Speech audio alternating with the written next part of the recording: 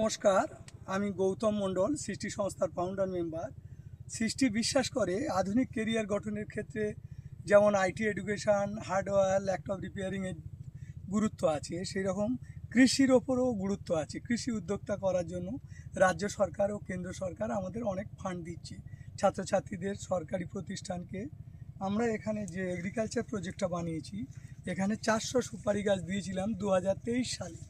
আপনারা দেখতে পাচ্ছেন প্রত্যেকটা গাছ কেমন সুন্দর গুঁড়ি নিয়েছে, এবং দেখো গাছগুলোকে কিরকম 3 বছরের গাছ কেমন সুন্দর গুঁড়ি নিয়েছে। গুঁড়িগুলো দেখুন কত শক্ত মজবুত হয়েছে। আশা করছি আর 3 বছরের মধ্যে এই গাছগুলোর মধ্যে ফল চলে আসবে।